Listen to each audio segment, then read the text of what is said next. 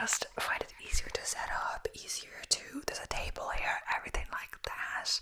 So when I had the chance to film in here, I jumped at the opportunity. But either way, today's video, it's probably going to be, I've done a similar one before. It's kind of like a Mythbusters. Honestly, I just got ChatGPT give me some ideas. Everything's getting same old. But yeah, a few articles I saw I had already bookmarked, so I must have used them in my last video.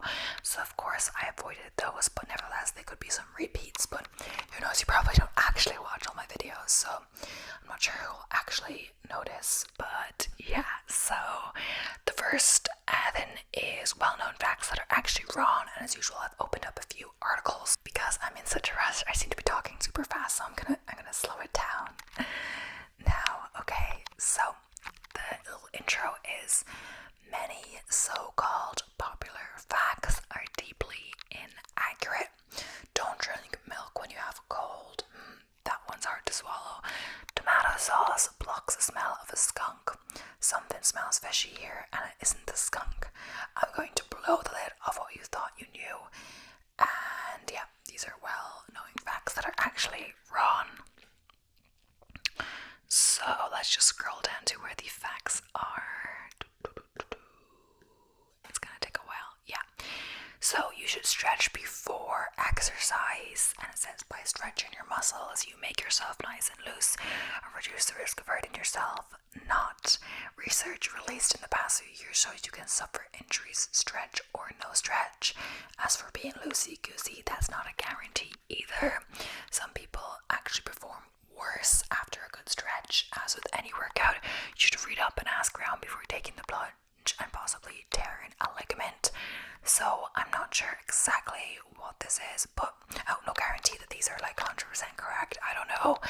Don't take this to be fact exactly. It's just a fun video, But I know I've heard that you're not meant to stretch on cold muscles or a static stretch. Dynamic stretches or dynamic warm-up is good, which aren't always necessarily a stretch. So dynamic is kind of like when you're moving as you're doing it. So leg swings. I thought you definitely are meant to do dynamic warm-up. But that's what I've heard. It would lessen your risk of injury, but maybe not. But I definitely do dynamic warm-up before my exercise and a cool down after. I try to do this religiously because the only problem is when I come back I want to sit down for a bit, especially if it's been a hard run. So sometimes it's a bit too much time between when I come back versus when I actually cool down. But yeah, I thought you're not meant to static stretch cold muscles, but you can do that when you go after a run because your muscles are warmed up. But either way, that's definitely what I've heard. But yeah. And because if I've been having some problems with my leg, etc., I've been doing even more exercises. I've heard you're meant to engage your glutes when you run, so put less pressure on the calves, and the calves is where I had the problem. So now I do loads of stretches, and I was having some hip problems at some point, not bad, but just a little bit. So I've been doing hip openers, glute bridges, single leg glute bridges, calf raises, single leg calf raises. So my warm-up has gotten very long at this point. Okay, so cholesterol is bad is the next one. So it is, but in chicken, eggs, it seems okay. Let's be clear, I'm not a doctor. I'm not a chicken either. However, scientists have observed how egg cholesterol doesn't appear as unhealthy as other types. The surprising benefits of eating eggs include potentially fighting the eye condition macular degeneration. Obviously, see your doctor or nutritionist about this, but cholesterol isn't always a dirty word. Yeah, I think people have a lot of cholesterol, build of cholesterol. Some people just have naturally high cholesterol. But from eating maybe lots of rashers or rashers is bacon. Actually, I'm not sure I think that's an Irish term. Rashers, it's bacon. Sausages, I don't know, lots of fatty kind of animal products. I'm not sure. I feel like you can definitely lower your cholesterol by being vegan because but either way, human years and dog years. Everyone knows that 7 human years equals 1 dog year. Only it doesn't. The old adage turns out to be shaggier than a Scooby-Doo convention. Yes, dogs age faster than we do, but not that fast. Bonus fact, small dogs live longer than large dogs. No one knows why. Yeah, I guess if a dog was meant to live to be the age of like 15, which I believe they for sure can, it's like 105, and I feel like a lot of people, most people don't live to 105. I'm not sure, like, the oldest person in the world, but 105 is definitely not a common age to live to. So garlic repels mosquitoes. Crowd of mosquitoes spoiling your day. Run out of mossy spray. Why not try garlic? There's something about garlic that'll send those pesky insects packing. Yeah, good luck with that. A 2005 study debunked that stinky idea. It does a pretty good job for repelling humans, I'll tell you that. And I've never seen that. Like, I always really liked garlic. Nothing would stop me eating garlic, except an allergy. Tomato sauce trumps a skunk, and we don't really have skunks in Ireland, I believe. It's something that when I was in the US, summer camp, we'd see, especially at like night, you'd see a skunk like going around, and honestly I was kind of scared to go past them in case they kind of like sprayed me. Speaking of smelly pests, if you've been sprayed by a skunk, then tomato sauce should fix the problem. Or rather, if you smother yourself in the stuff, you'll certainly reek of tomatoes. Trouble is, the skunk order stays right there. Wash off the tomatoes and resurrect the funk. If you really want to get rid of it, then you need a concoction made of hydrogen peroxide, baking soda, and dish soap. Not one to try at home, I'm thinking. So oil and pasta are bedfellows. So what do you think oil is going to do when you splash on pasta? Unstick it? Nope, it'll stay that way. And what's worse, you'll wind up with a pasta slick. All your sauce will slide off and disappear to the bottom. Best to get your timing sorted out instead and cook the food properly to ensure it's a more pleasant experience. Yeah, I've never actually put oil really in pasta, but I know people that have done that. I don't know, I just thought like it wouldn't, like oil and water don't mix, but I don't really know how that was going to happen. But yeah, it's not something I really thought about. Vitamin C helps during cold and flu season, so it's good for you, but vitamin C, it doesn't fend off cold and flu. It may reduce symptoms if you have it in your system before the infection strikes. However, reaching for an orange when you're bunged up is not going to help anyone. You're probably doing giant zesty squeezes all over the place. Okay, giant zesty sneezes all over the place. So Yellowstone volcano eruption. So how weird is it that there's a volcano at Yellowstone that could go off at any moment? Will it though? Factor in the lack of information we have about previous eruptions, and it doesn't look at all likely. I mean, the most recent one was reportedly 0.631 million years ago, with an interval of at least several 100,000 years between the three big pops we know of. Technically, it might go boom in 100,000 years. There's no super compelling evidence for this. Is there enough magma down there? Also, sounds fake to me. Dairy boosts your mucus. Drink your milk boosts your mucus, not for fun, of course. This fact relates to when you have cold. Dairy isn't the best option to go for, the old advice says, because it makes you a whole lot phlegmier. Research from 1948 debunked this, yet the idea still persists. At best, it appears to be a trick of the mind. Warts and toads. So, rub a toad and get a wart. Relax. This one isn't remotely true. Toads certainly look warty, but they can't help that. What you're seeing on their skin are glands, not warts. So you can rub those amphibians to your heart's content. Just stay away from me. Yeah, weirdo. Searing your meat. So, this one is really going to surprise you. Searing meat does not seal in the juice. Nature takes its course with things like this. The results taste good whether you sear a nice crust on your dinner or not. What happens to the juice and fat? It's dealt with in the cooking process. Wet stuff evaporates and fat drips away. So, alpha wolf. You're about to look at the horror movies a whole different way. A wolf pack does not usually feature a dominant male, also known as the alpha wolf. When you see a bunch of wolves, you're actually looking at a family unit. Alphas were first observed back in the middle of the 20th century because experts focused on captive wolves. Out in the wild, however, things are seemingly a lot less tense and more civilized, but that is such a big thing in like werewolf lore and all of that, and werewolf stories. There's always the alpha and stuff like that. Maybe it's just for storytelling, like who knows. I guess the werewolves are fictional as well, so maybe they do it for that. So a great white will mistake you for a seal. Sharks are actually smarter than you think. The old image of Jaws looking up at someone on a surfboard and seeing a juicy seal is a marine bunkum. They know you're a human and they know you're juicy too. Just watch out for sharks regardless, as a general rule. So mice love cheese. If you see a mouse in your house and you aren't terrified out of your wits, you might want to give them some cheese. Mice love cheese. Well, they'll eat it, but also eat sugar. They don't have a particular fondness for cheese. It says, on a related note, the jury is still out on whether cheese gives people nightmares. So yeah, I've heard that apparently they prefer chocolate or something like that. And yeah, maybe it's just like, when you're hungry or you want something to eat, like maybe you don't always need to eat your favorite fruit. You'll settle for anything that will satisfy the hunger. Maybe it's kind of like that.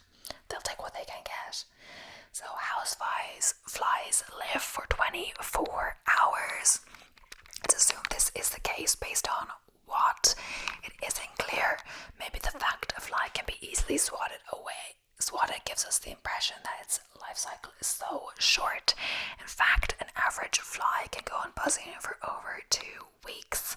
Some are still alive after a couple of months. It could be that the flies you keep seeing are actually one aging fly. You wouldn't kill an old man, would you? You swallow your own tongue during a seizure. How easy is it to swallow your own tongue? Well, a seizure is a violent thing. It isn't forceful enough for that to happen. In fact, you're likely to injure someone another way in that situation if you place stuff in their mouth. Actually, the whole business of swallowing your tongue in the first place is an impossibility. It's too deeply connected to your tissue to move like that. And I didn't hear of that one actually. Doesn't sound likely though. Rust can give you tinnitus, so rusty nails are dangerous for all kinds of reasons, but the rust itself won't give you tinnitus.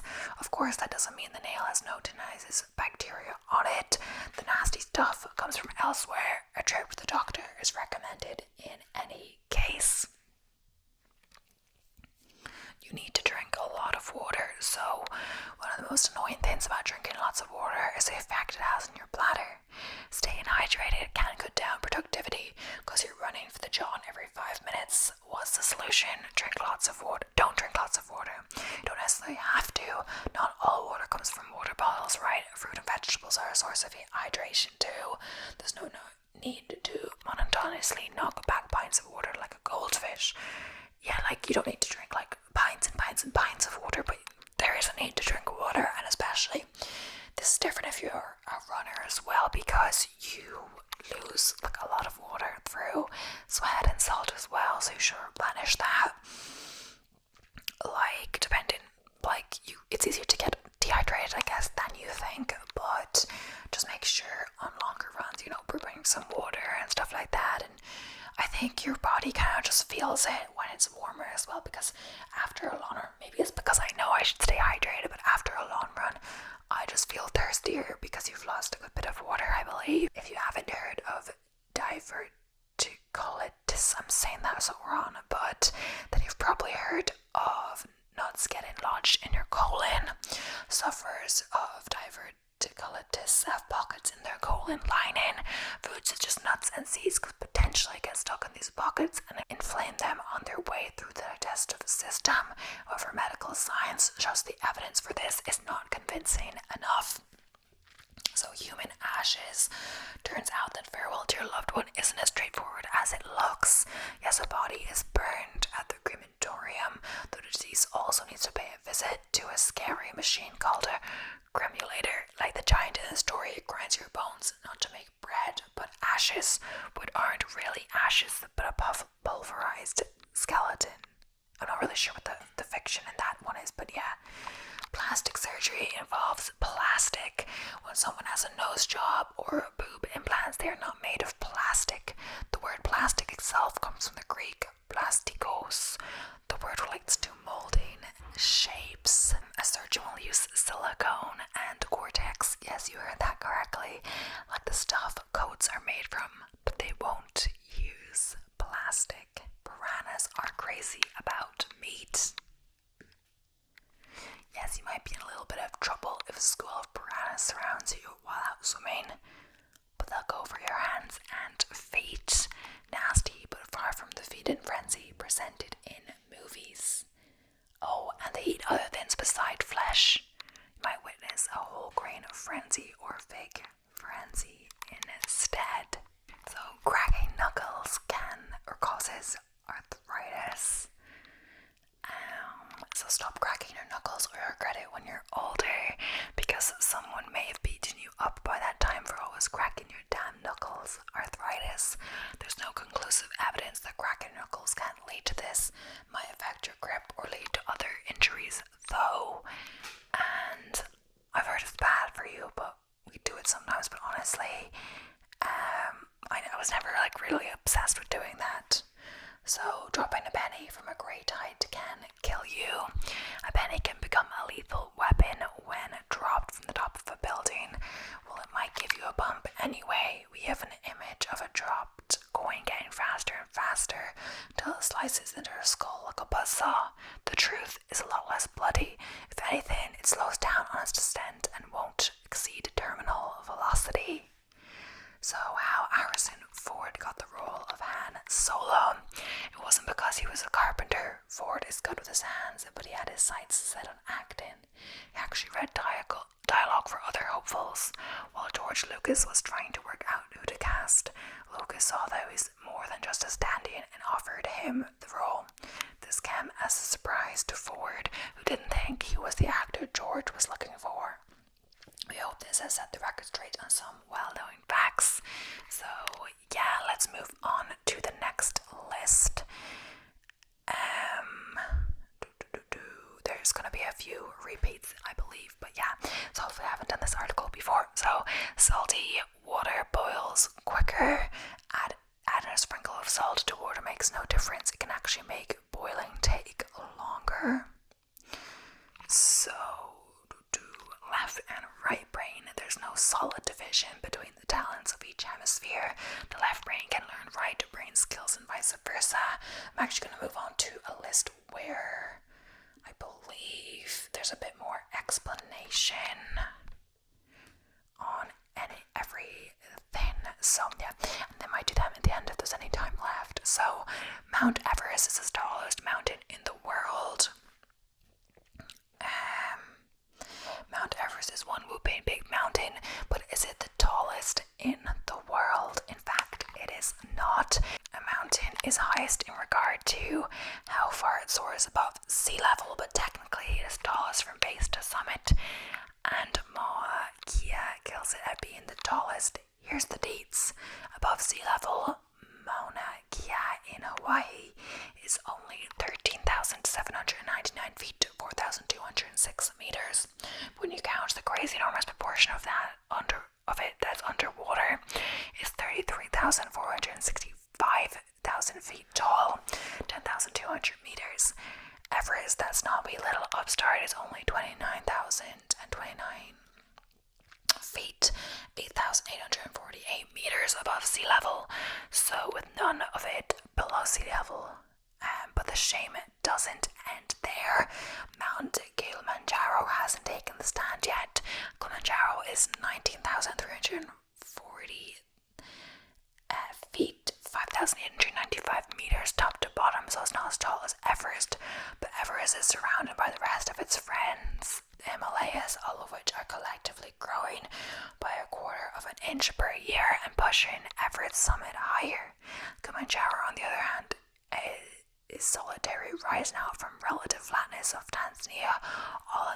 dramatically striking home. To add one last contender to the mess, we present Mount Chimborazo, the mountain whose peak is the greatest distance from Earth's center, since our planet is almost spherical, but not perfectly. So, Mount Kilimanjaro sticks out into space farther than any of the aforementioned mountains. So, body dissipates mainly through the head. You lose most of your body heat through your head because there are so many blood vessels in your scalp, or because there's not a lot of fat between your scalp and your skull, of course, or because there's a lot of circulation keeping your brain warm or something. At least that's what we've all heard. That's why you need to wear a hat in the winter, otherwise you'll catch a cold. But the sad truth is you lose just as much heat per square inch through your head as you do the rest of your body. A fact that will become abundantly clear if you ever tried to scrape the frost off your windshield while naked. So we don't recommend trying this experiment. So if you're out on a wintry day, you notice that your head seems particularly cold compared to the rest of your body. It's probably because your head is bare and everything else is sensibly bundled up. Put on a hat will fix that problem. It's less likely to keep you from catching a cold, though. And yeah, I never heard that. I just thought you meant to put a hat on because you'd be cold. I didn't know about the head thing.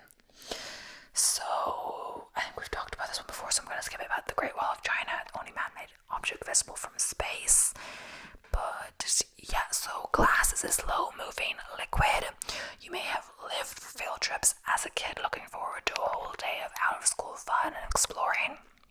That is, to get started on a tour of some musty building that seemed, well, boring.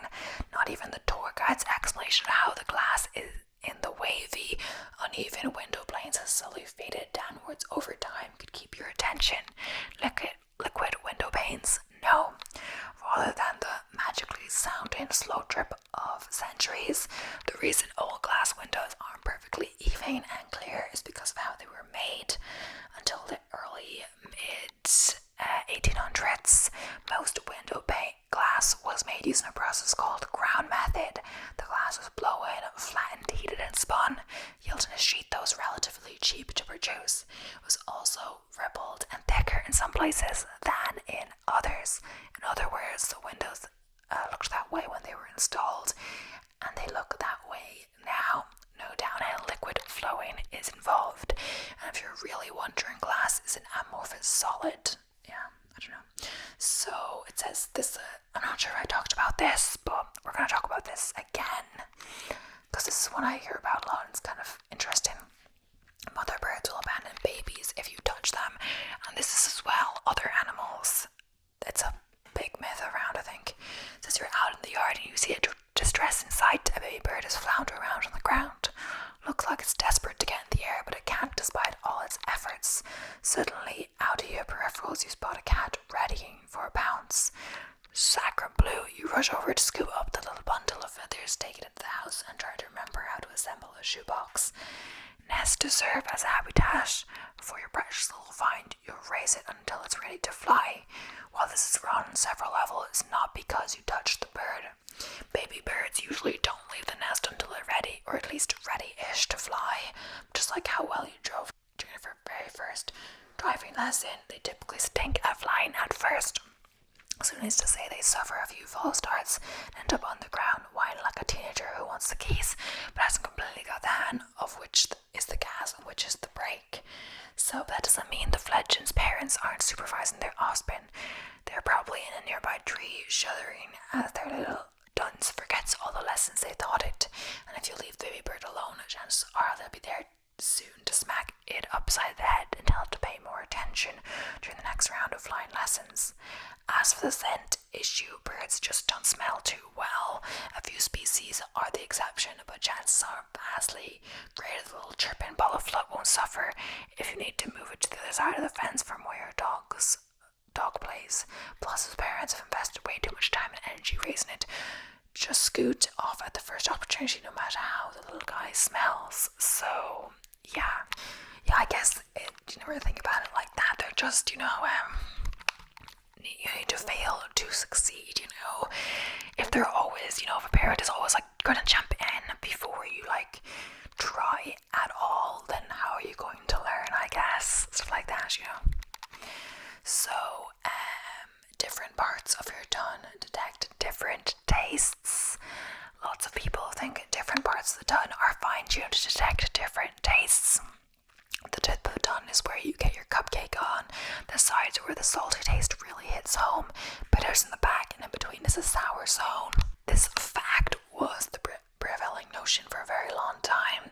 It has persisted in spite of millions of kids in health class insisting the wooden spoon just tastes like a wooden spoon, no matter where they lick it. More recently, however, we found out the whole Solon theory was pretty much bologna. That would be the umami talking more about that in a sec. It turns out people can sense different tastes all over their tongues. There are a few outliers, but for most people, them's the facts. Then there's the fifth basic taste that doesn't get a lot of PR. That's umami. Augustus Escoffier, the pimpist chef in 19th century France, concocted this fifth wheel in the palate party. Foodies swooned over it. It's been described as savory and meaty, but scientists stuck to the sweet, salty, bitter, sour taste tetradon. So even though umami was a familiar taste in Japan, the fifth taste idea didn't get much traction there either. That is until Kuyane Ikeda, a whiz-bang Japanese chemist, decided to get to the bottom of what umami was all about. He figured out the taste came from glutamic acid and called it the Japanese version of yummy. No one at the time believed him though, and it wasn't until the end of the 20th century that scientists decided to look into it. They realized that he was right all along.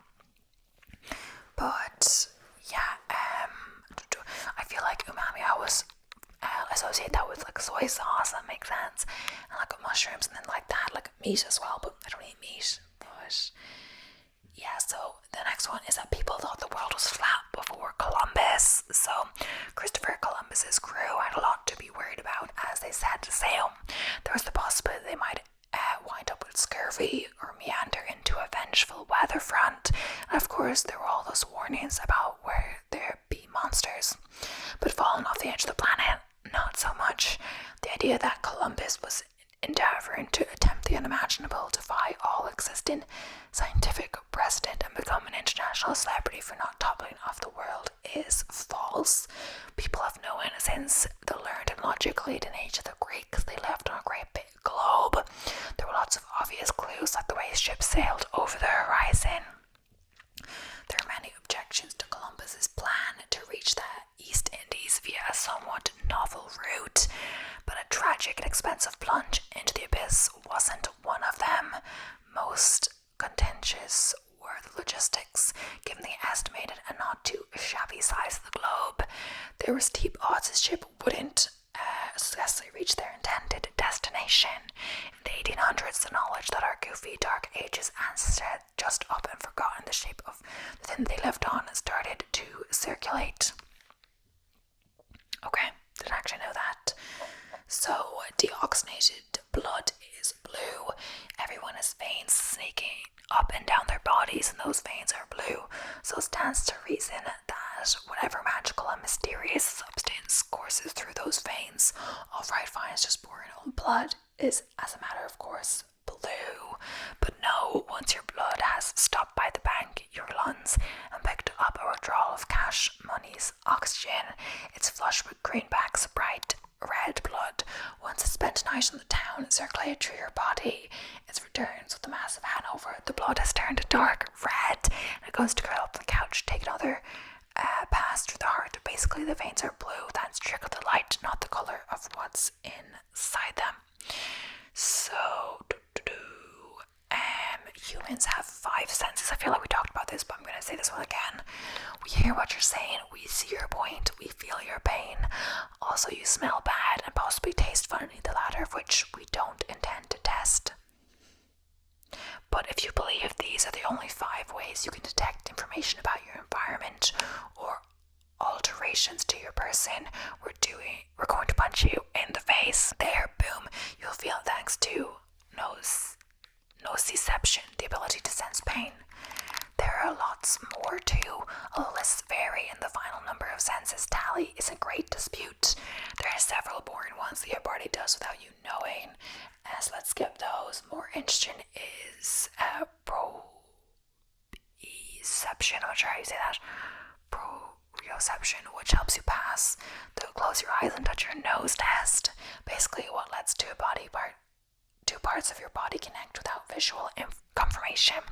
If you're successfully rubbing your eye in disbelief, you used proprioception task to do so. If you accidentally smacked yourself in the forehead instead, you experienced a proprioception fail.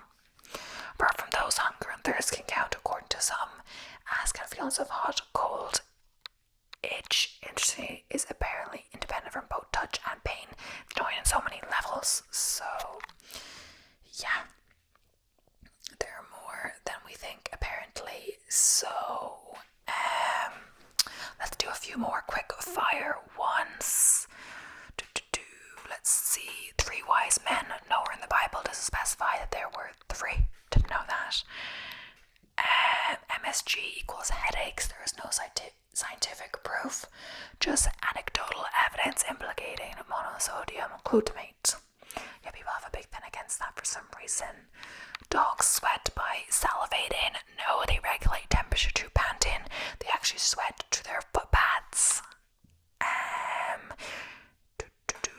Water rotation. A flush toilet does not rotate the other way in the southern hemisphere. The Coriolis effect doesn't alter water in toilets. Einstein failed math. Nobody failed an entrance exam for school, but still excelled in maths. Humans and dinosaurs.